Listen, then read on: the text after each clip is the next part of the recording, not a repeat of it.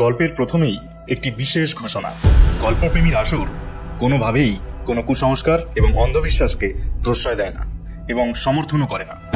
আমাদের উপস্থাপনাটি কোনোভাবেই কোনো মানুষের মনে কুসংস্কার এবং অন্ধবিশ্বাসকে বাড়ানোর বা প্রশ্রয় দেওয়ার জন্য নয়। এটি শুধুমাত্র বিনোদনের জন্য। আশা করব খোলা মনে এবং বিজ্ঞান মনস্ক হয়ে শুধুমাত্র গল্প শোনার উদ্দেশ্যেই আমাদের এই গল্পখানি গ্রহণ করবে। বাস্তব চরিত্রের সঙ্গে আমাদের গল্পের কোনো চরিত্রের কোনো মিল থেকে থাকলে সেটি নিতান্তই কাকতালীয়। এর দায় আমাদের নয়। ধন্যবাদ।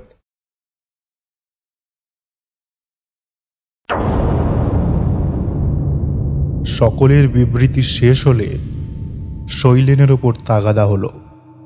আরে নও, এবার এ বিষয়ে তোমার কি অভিজ্ঞতা আছে বলো। শৈলেন বলল, আমায় বরং ছেড়েই দাও। সুধেন প্রশ্ন করল, তার কারণ? আমি যদি কিছু বলতে যাই তোমরা তার মধ্যে নিশ্চয়ই কোনো গল্পের প্লট আছে মনে করে বসো, ফলে এমন সন্দেহের সঙ্গে প্রত্যেক কথাটি শোনো তোমরা যে আমি বলে কোনো আরামই পাই না। কোথায় ভরা বিশ্বাসে মন দিয়ে শুনবে, না কেবলই আমার প্লটের ফাঁকি ধরে ফেলার চেষ্টা। যখন সত্যিই কোনো গল্প হাঁকড়াই তখন এটা সহ্য করা যায়, কিন্তু যখন নিজের ব্যক্তিগত অভিজ্ঞতার বর্ণনা করছি তখনও যদি। তারাপদ বলল, এতে অভিমানের কিচ্ছু নেই, এ তোমাদের প্রায়শ্চিত্ত। তোমরা লেখকেরা সামান্য অভিজ্ঞতাকেও ঘুরিয়ে ফিরিয়ে সচেতন, অচেতন, অবচেতন নানা রকম জিনিসের দোহাই দিয়ে এমন একটা জিনিসে দাঁড় করাও, তোমরা যে কখনো সত্যের যথাযথ রূপ বজায় রাখবে এটা বিশ্বাস করা কঠিন হয়ে পড়ে। সুধেন বলল, ও বেচারাদের মুশকিল আছে। সত্যের যথাযথ রূপ বজায় রাখলে ওদের পেট চলে না। তোমরা চাও রস, সত্য কথায় তা মোটেই নেই। যুধিষ্ঠিরের সমস্ত জীবন আগাগোড়া দেখে গেলে মাত্র একটি রস বা রসিকতার সন্ধান মিলবে, যখন তিনি ইতি গজ বলেছিলেন। অবশ্য কখনো রসের অপব্যয় করেনি বলে রসিকতাটা একটু মারাত্মক রকম জমে উঠেছিল। না শৈলেন, এই চমৎকার রাতে উপযোগী একটা গল্প ফাঁদো। ব্যক্তিগত অভিজ্ঞতা হয় ভালোই, গালগপ্প হয় আরো ভালো। এই ভুতুরে রাত্রির রুদ্র রসে আমরা একটু ডুবে থাকতে চাই। সুধেন র্যাপারটা ভালো করে গায়ে জড়িয়ে গুটিয়ে শুটিয়ে বসল। শৈলেন বলল, না, মিথ্যেবাদী বলে ক্রমেই যেরকম বদনাম হয়ে যাচ্ছে, সত্যিকার অভিজ্ঞতাই একটা বলি। সুধেন বলল, আমার গা শিউরানো চাই, কিন্তু এই জন্য গা আর মন দুটোকেই মুড়ি দিয়ে তৈরি হয়ে বসেছি। শৈলেন বলল, যাতে আমার সমস্ত শরীর অসার করে সংজ্ঞা লোপ করে দিয়েছিল, তাতে তোমার গায়ে একটু কাঁটাও জাগাতে পারবে না, এত বড় বীর পুরুষ তোমায় আমি মনে করি না। একটু চুপ হয়ে গেল। অলৌকিক গল্পের উপক্রমণিকা হচ্ছে মৌনতা। গল্প বলবার বা শোনার আগে লোকে যেন অনুভব করে সে একটা নিষিদ্ধ জগতে প্রবেশ করছে। একটু থমকে দাঁড়ায়। শৈলেন দূর ভবিষ্যতে কোথায় যেন একটু চেয়ে রইল, তারপর ধীরে ধীরে আরম্ভ করল। ব্যাপারটা ঘটে ছোটনাগপুর সাইডের একটি জায়গায়, একটা ডাক বাংলোয়। জায়গাটার নাম আর খুলে বললাম না। রাঁচি থেকে বেরিয়ে অনেকগুলো রাস্তা অনেক দিকে চলে গেছে, তারই একটা ডাক বাংলোর কথা বলছি। আমার তখন 3 বছরের জন্য বনবাস। ফরেস্ট রেঞ্জার্সে চাকরি নিয়েছি। একটা জঙ্গলের চার্জ নিতে হবে। মোটর বাসে চলেছি। শীতের সময়, বেলা প্রায় 4টের সময়ই দিন মলিন হয়ে এলো।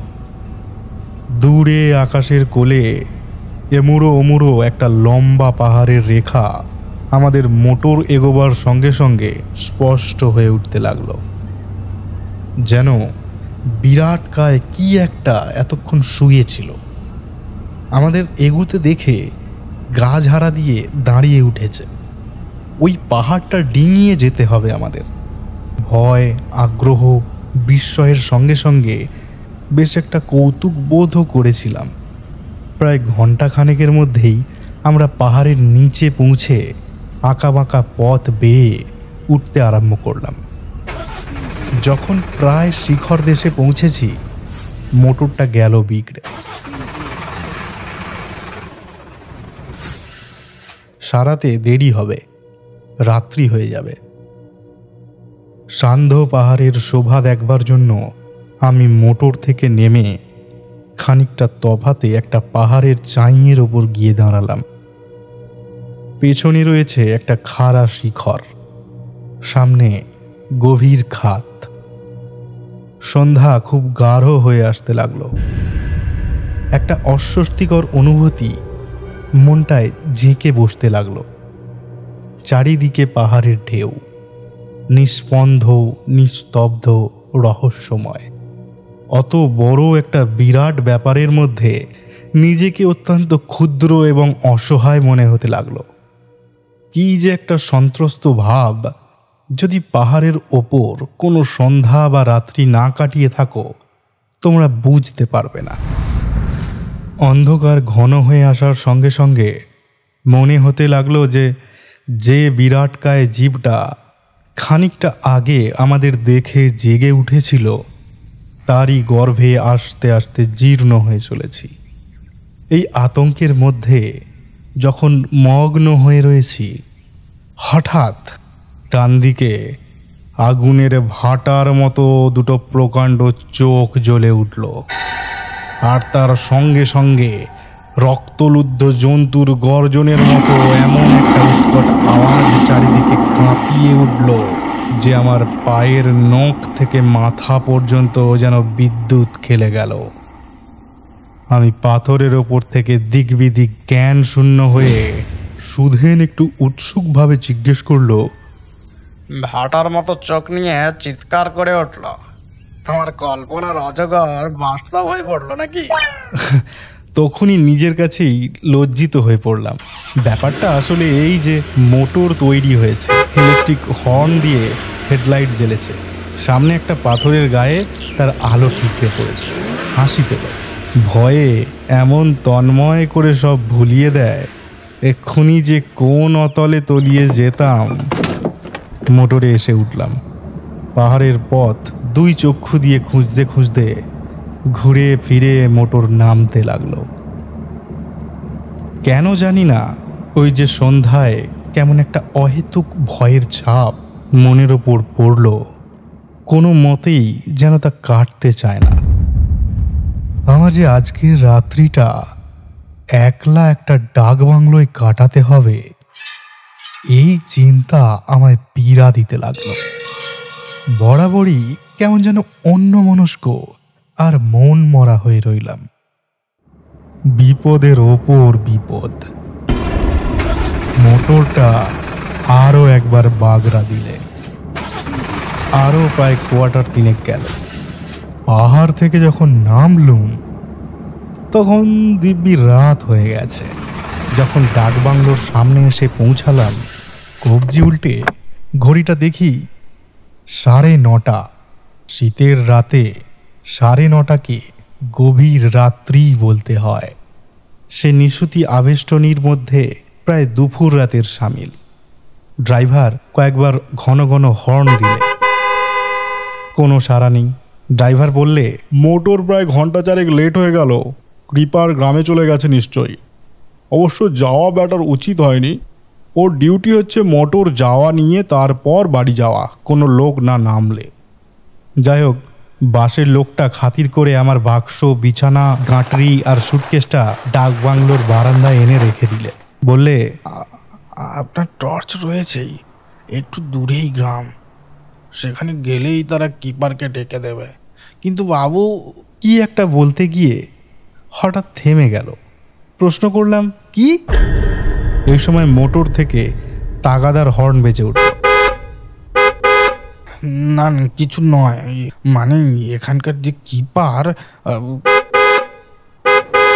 আবার তাগাদা হওয়ায় তাড়াতাড়ি চলে যেতে যেতে বললে, একলা মানুষ, তা ভয় পাওয়ার কিচ্ছু নেই। কিছু বলতেও পারলাম না।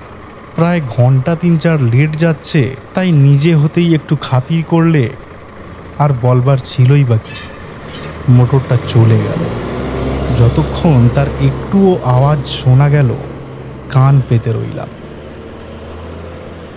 একবার একটা শেষ হর্নের পরে নিস্তব্ধ হয়ে গেল। যেমন দপ করে একবার জ্বলে উঠে প্রদীপ নেভে, আওয়াজটাও সেই রকম একবার আর্তনাদ করে যেন নিভে গেল। নির্জন বাড়িটার বারান্দায় আমি নিশ্চল হয়ে দাঁড়িয়ে রইলাম। জায়গাটা চারিদিকে পরিষ্কার, বেশ খানিকটা পর্যন্ত দেখা যায়। দৃষ্টির সীমানার বাইরে নিবিড় অন্ধকার। ডান দিকটায় অন্ধকার যেন আরও 1 পোঁচ ঘন। যেটা পেরিয়ে এলাম সেই পাহাড়টা আর কি। বেশ গুছিয়ে ভাবতে পারছি না। টর্চটা জেলে গ্রামের ঠিক দিকে যাই তো পাশেই পাবো হয়তো। যদি ভুল দিকে পাবার আই তো বোধহয় এমন 2-4 মাইল গিয়েও মানুষের কোনো চিহ্ন পাবো না। দেখে তো আসছি সমস্ত দিন নিতান্ত বিরল বসতির দেশ। কেয়ারটেকার সম্বন্ধে ড্রাইভার কি বলতে চাইলে? থেমেই বা গেল কেন? কি করব না করব কিছুই ঠিক করতে না পেরে খানিকক্ষণ দাঁড়িয়ে রইলাম। তারপর কি মনে করে পা বাড়াবো, পায়ের পিছনের দিকটায় একটা লম্বা ভিজে টানে আচমকা শিউরে উঠলাম। ফিরে দেখি একটা খুব বড় কালো কুকুর। তাড়াতে গিয়ে আরো শিউরে উঠলাম। হঠাৎ মানুষের আওয়াজ শুনে কাছেই বারান্দার কোণের কাজটায় কুকুরের খটকাটা সামলাতে না সামলাতে হঠাৎ এটা কানে যাওয়ায় একটু অভিভূত হয়ে উঠেছি। এমন সময় কুকুরকে শাসাতে শাসাতে একটা লোক অন্ধকারের মধ্যে থেকে বেরিয়ে এলো। সামনে এসে সেলাম করে বললে, কিছু বলবে না হুজুর, মোটরে আজ আপনাদের খুব দেরি হয়ে গেল। কিছু দুর্ঘটনা লোকটার হয়েছিল খুব নাকি? বয়স হয়েছে বলে মনে হলো, আর আশ্চর্য রকম রোগা। এত রোগা যে চলছে তা মাটিতে পায়ের আওয়াজটুকুও হচ্ছে না যেন। গায়ে প্রায় আপাদমস্তক মুড়ি দেয়া একটা সাদা কম্বল। আঙুলগুলো এত শীর্ণ আর অস্থিসার যে মনে হচ্ছে যেন অন্ধকারের মধ্যে মিলিয়ে গেছে। মোটর ছাড়ার পর থেকে যে একটা কেমন ঝমঝমে ভাব মনে লেগেছিল, মানুষ দেখে সেটা যাওয়া উচিত ছিল। কিন্তু সত্যি কথা বলতে কি, যাওয়া তো দূরের কথা, বরং বেশ একটু বেড়ে গেল। আমি সঙ্গে সঙ্গে তার কথার উত্তর দিতে পারলাম না। উত্তর দেয়া হলো না বলা ঠিক। তাকে আর চোখে একবার ভালো করে দেখবার চেষ্টা করে বললাম, চাবি খোল। এই যে খুলি। আমার আর দৌড়ের মাঝখানটায় আমার দিকে পেছন করে দাঁড়ালো আর ঝুঁকে যেন কোমরের চাবিটা তালায় লাগিয়ে দিয়ে তালাটা খুলে ফেললে।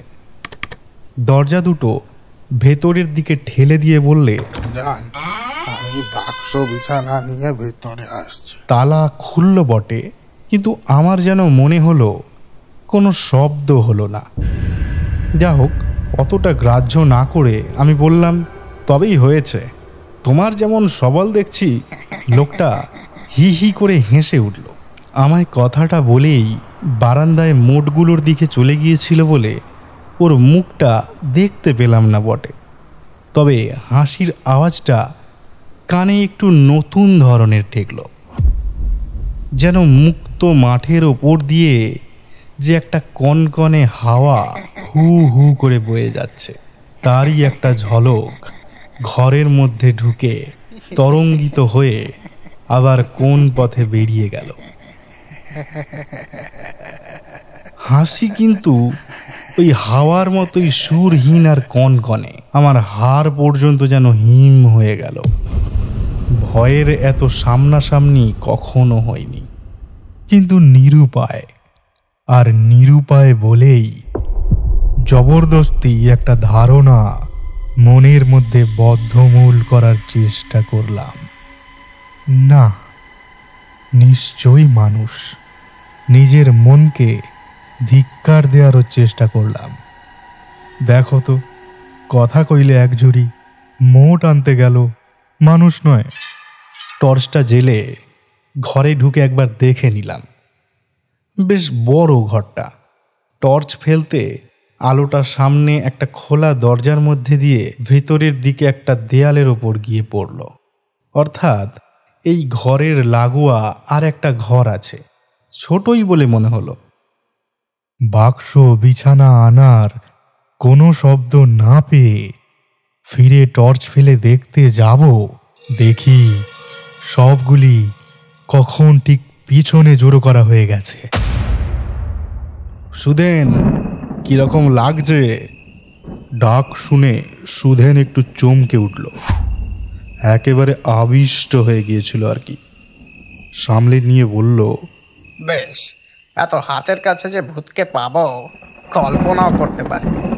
আর এত স্পষ্ট ভূত যে বেশ বুঝতে পারা যাচ্ছে কোনো সাহিত্যিক গল্পের অবতারণা করেনি। তারাপদ তার মুখের কথা কেড়ে নিয়ে বলল, হদ্দ একটা গাঁজাখুড়ি আরম্ভ করেছে। তা সে বরং ভালো। তুমি দুঃখ করেছিলে বটে, কিন্তু তোমাদের সাহিত্যিক গল্পে সর্বদাই একটা ধূপপুকুনি লেগেই থাকে। হয়তো যা ভাবছি তা নয়, হয়তো যা হবে মনে করছি ঠিক তার উল্টোটি হয়ে বসবে।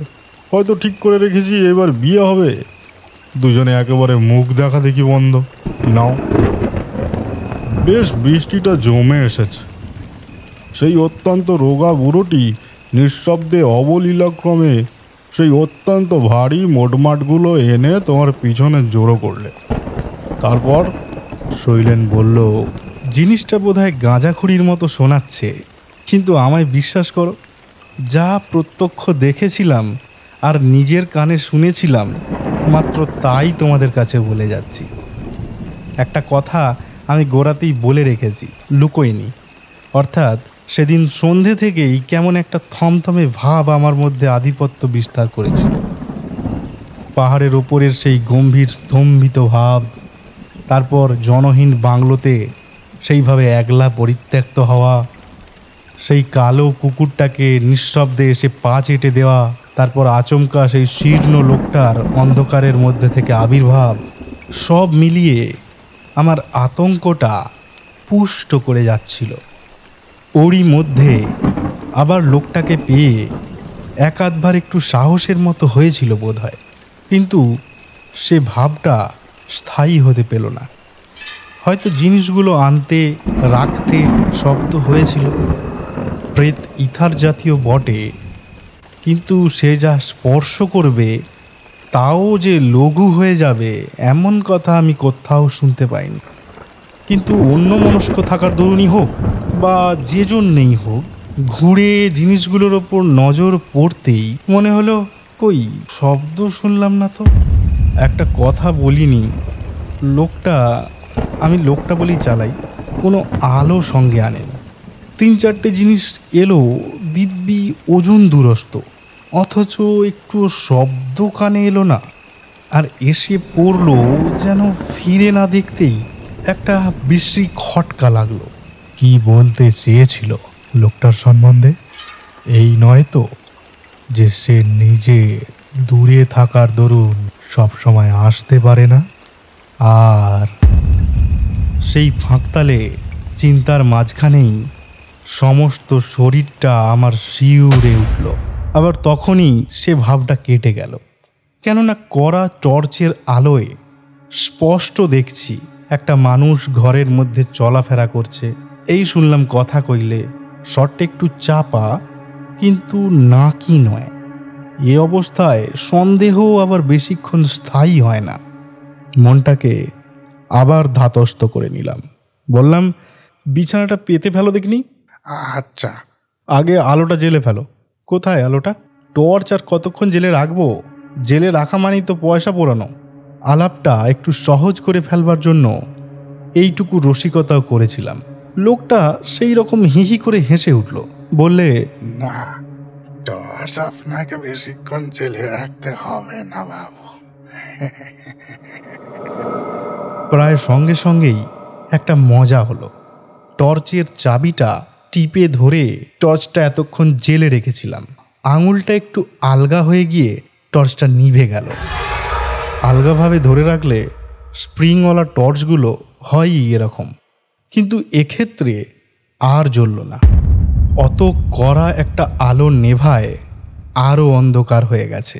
কাউকে দেখতেও পেলাম না, কোনো উত্তরও পেলাম না। টর্চটা হঠাৎ ফিউজ হয়ে যাওয়াটা খেয়ালের মধ্যে আনিনি। ওরকম কয়েকবার হয়েছে, কিন্তু উত্তর না পেয়ে গায়ে কাঁটা দিয়ে উঠল। হাত দুয়েকের মধ্যে এই লোকটা ছিল, অথচ উত্তর নেই কেন? একবার মনে হলো হাতটা চালিয়ে দেখি ঠেকে কিনা কারুর গায়ে, কিন্তু কেন বলতে পারি না, সাহস হলো না ও পরীক্ষা করতে। নিজের গলার আওয়াজে নিজের ভয়টা ভাঙবার জন্যে একটু জোর আওয়াজে প্রশ্ন করলাম, কোথায় গেলে?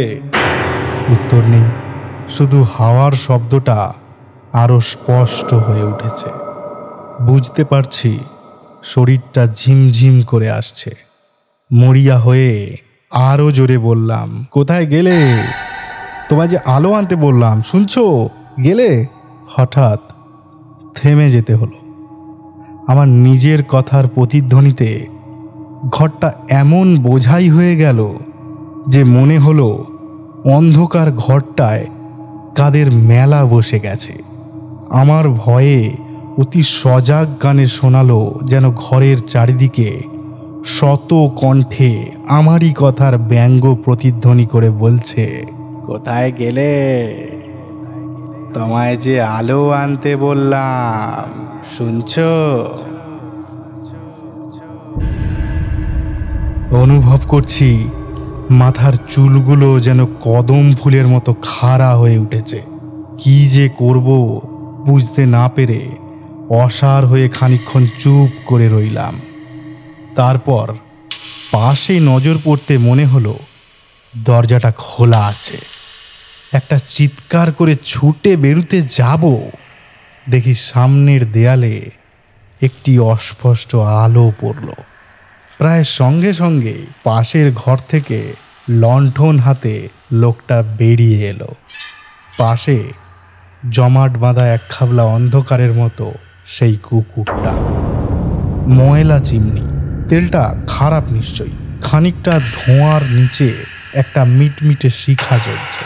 গাছের শেকড় যেমন মাটি আঁকড়ে থাকে, সেই রকমভাবে লিকলিকে কালো কালো আঙুল দিয়ে লোকটা লণ্ঠনের হাতলটা লেপটে ধরেছে।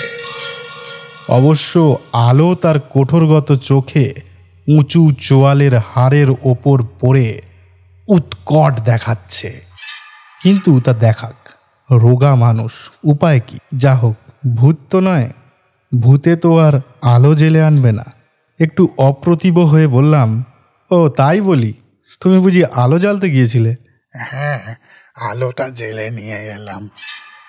আপনার জন্য বিছানা করে দিই, খাবেন কি? সেজন্য ভাবনা নেই, টিফিন ক্যারিয়ারে আমার খাবার আছে, তুমি শুধু বিছানাটা করে দাও। কই, আপনার টিফিন ক্যারিয়ারটা তো দেখলাম না। সে কি? ফিরে মোটগুলো দেখতেই চক্ষু স্থির, টিফিন ক্যারিয়ারটা সত্যিই নেই। বিমূঢ়ভাবে একটু তার মুখের দিকে চেয়ে থাকলাম। সরালে নাকি খাবার শুদ্ধ ক্যারিয়ারটা? বললাম, বারান্দা থেকে আনোনি বোধ হয়, দাঁড়াও তো দেখি। আলোটা নিয়ে বারান্দায় এলাম, সেখানেও নেই ক্যারিয়ারটা। লোকটা মোটগুলো ভেতরে নিয়ে আসবার সময় লুকিয়ে ফেলেনি তো? কিন্তু তা প্রায় অসম্ভব। আমি যতদূর বুঝলাম, ও বাইরে থেকে যেটুকু সময়ের মধ্যে জিনিসগুলো ভিতরে এনেছে, তাতে একটা জিনিসই আনা চলে না। এর মধ্যে আর লুকোবার সময় পাবে কোথায় থেকে? তবুও কেমন যেন একটা জিদ ধরে গেল। সেই কালি পরা আলো নিয়ে সমস্ত বারান্দাটা এমুড়ো ওমুড়ো একবার দেখে নিলাম। না পাওয়াতে আরও রোখ চেপে গেল, নিশ্চয়ই কোথাও রেখেছে। বারান্দা থেকে নেমে বাড়িটার পিছনে গেলাম। এক হারা বাংলো, মাঝখানে একটা বড় ঘর, দুদিকে দুটো ছোট ঘর, সামনের দিকে বারান্দা আছে, পেছন দিকে তাও নেই। বাড়িটার পরেই পরিষ্কার জমি, কোথায় লুকুবে? অথচ টিফিন কেরিয়ার আমি এনেছি, বাসে একবার পড়ে গিয়ে বাটিগুলো আলগা হয়ে গিয়েছিল, গুছিয়ে ভালো করে বসিয়ে দিলাম। তবে চিন্তার মধ্যেই হঠাৎ দূরে নজর পড়ায় মনে হলো খানিকটা দূরে কম্পাউন্ডের শেষে একটা ঘরের মতো আছে। চোর যেন ধরে ফেলেছি, এই রকম উৎসাহ নিয়ে এগুলাম। একটা ছোট্ট ঘরই, শেকল দেয়া। ঢুকে ভেতরে গিয়ে দেখি একটা কেরোসিন তেলের আধ ভরা টিন, গোটা 2 আলো, গোটা 2 বালতি, টিফিন কেরিয়ার নেই। রাগ কি জিদ কি নিরাশা কি ঘরে ফিরে আবার সেই লোকটাকে দেখতে পাওয়ার ভয়, ঠিক বলতে পারি না। তবে এটা বেশ মনে আছে, নিশিতে পাওয়ার মতো আমি ক্রমাগতই সেই মিটমিটে লণ্ঠনটা হাতে করে বাড়িটার চারিদিকে চক্কর দিয়ে চলেছি। 2 বার, 4 বার, 5 বার, তারপর আর হিসেব নেই। ঘুরেই চলেছি। মনে শুধু একটি মাত্র প্রশ্ন, আমার খাবার কোথায় গেল? কেরিয়ারের মধ্যে করে আনা আমার খাবার কোথায় গেল? আমার খাবার কোথায় গেল? ভেতরে ভেতরে কার সঙ্গে যেন একটা তুমুল তর্ক বেঁধে গেছে। বাহ, গেলেই হলো খাবার। আমার খাবারটা কোথায় গেল? আমার খাবার অত কষ্ট করে স্বাদ করে নিয়ে এলাম, আমার খাবারটা গেল কোথায়? মাটির দিকে চেয়ে খুব এক মনে খুঁজছিলাম। হঠাৎ একবার চোখ তুলতে প্রায় একরকম আঁতকেই উঠলাম। পাহাড়টা যেন ঘাড়ের ওপর এসে পড়েছে। প্রথম তার্সটা কেটে গেলে বুঝতে পারলাম ব্যাপারটা কি। পাহাড়ের ঠিক মাথায় সবে এক ফালি চাঁদ উঠেছে, তারই আলোয় পাহাড়ের ওপরের রেখাটা স্পষ্ট হয়ে ওঠায় মনে হচ্ছে পাহাড়টা যেন খুব কাছে। কিন্তু অন্যমনস্ক হওয়ায় একটা ফল হলো, নিজে যে কোথায় রয়েছি জ্ঞান হলো। দেখি আলোটাতে আর কিচ্ছু নেই, গাঢ় কালির মধ্য দিয়ে একটি ক্ষীণ রাঙা টকটকে শিখা কোনো রকমে দেখা যাচ্ছে। হঠাৎ গাটা শিউরে উঠল, হাতে হাত দিয়ে দেখি একেবারে হিম হয়ে গেছে। চাঁদের অস্পষ্ট আলোয় ঘড়িটাতে দেখি প্রায় 1টা। অন্তত ঘন্টা 3 ঘুরেছি এই ছটাকখানেক বাড়িটার চারিদিকে। ঘুরে ঘুরে আবার খুঁজেছি, আবার ঘুরেছি, আবার খুঁজেছি। শৈলেন একটু চুপ করে সিগারেটে একটা দীর্ঘ টান দিয়ে ধীরে ধীরে ধোঁয়া ছাড়তে লাগলো। তারাপদ বলল, বৃষ্টি দেখছি আজ আর থামবে না। সুধেন বলল, তোমায় বাহাদুরি দেব, জ্ঞানটা হওয়ার সঙ্গে সঙ্গে অজ্ঞান হয়ে পড়লে না? প্রায় সেই রকমই হয়। লোকে ভয়ের মধ্যে অনেক সময় ঠিক করতে পারে না, কিন্তু ভয়ের ঝোঁকটা কেটে গেলে যখন দেখে কি অবস্থায় ছিল, তখন অনেক সময় টাল আর রাখতে পারে না, অনেক সময় মারা পর্যন্ত যায়। শৈলেন ধীরে ধীরে যেন আবিষ্টভাবে বলল, অজ্ঞান তো তখন হয়নি, তবে কেন যে হয়নি আমার এখনো আশ্চর্য বোধ হয়। ফিরে এসে দেখি লোকটা বারান্দায় একটা যেন কালো ছায়ার মতো দাঁড়িয়ে আছে। ভয় হলো, কিন্তু তার চেয়ে বেশি রাগ হলো। বললাম, আমি ঘন্টা 3 কি ভেবে কথাটা আর শেষ করলাম না। লোকটা 2 হাতে চোখ রগড়ে ঘরে অথচ অত্যন্ত চাপা স্বরে বললে, ঘুমিয়ে পড়েছিলাম বাবু, ঘুম কাতুরে মানুষ, পেলেন না? না। বাসে এনেছিলেন, ঠিক মনে আছে? আমার রাগটা আরো বেড়ে গেল। হাত ধরে একটা ঝাঁকানি দিতে যাব, তক্ষুনি স্তম্ভিত হলাম। যদি হাত ধরতে গিয়ে শূন্যে মুঠো বাঁধি, কিংবা যদি দেখি শুধু একটা মরার হাড় মুঠোতে ধরেছি, এখন তবুও তো মাঝখানে একটা সন্দেহের ব্যবধান আছে। তখন নিজেকে সামলে নিয়ে বললাম, নিশ্চয়ই এনেছিলাম। আচ্ছা, আপনি ভিতরে যান। নিশ্চয়ই খুব শীত করছে আপনার। ঘরে ঢুকে কপাট দুটো ভেজিয়ে দিয়ে সেই অন্ধকারের আলোর শীষটা উস্কে দিয়েছি। এইটুকুর মধ্যেই লোকটা দরজা ঠেলে ঘরে ঢুকলো। টিফিন ক্যারিয়ারটি হাতের সামনে রেখে দিয়ে বললে, এই নিন।